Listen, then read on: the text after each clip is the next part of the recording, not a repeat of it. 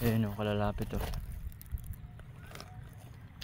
Tapos yung mga poste na yun ng buhos 2.5 meters yung pagitan.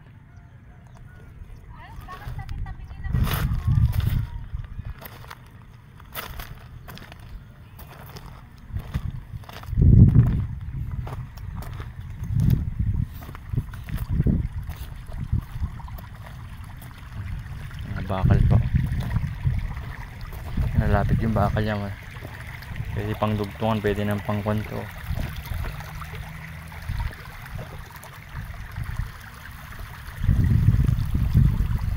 Malalaking solid yung mga buhos niya, no?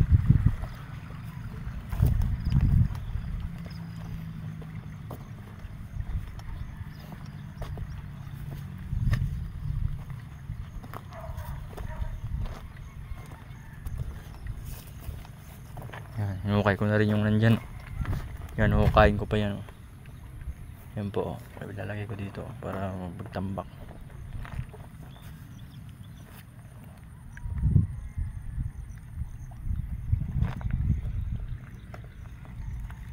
Ito yung dalawang kung sasabi kong tie beam. Yan. Yun yung una sa ilalim. Tapos pinatuwang ko pa kasi sa tubig po kasi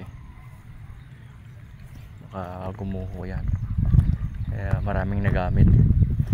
Yan, dalawang buhos yan. Yan, dalawang kwan po siya. Ito. Meron dun sa ibaba. Yan, dun sa taas. Pag-uukayin ko rin yan. Pupunta ko dun. Hanggang dun. Yan, kaluwang oh. Nasa 220 square meter siguro lahat to. Siguro.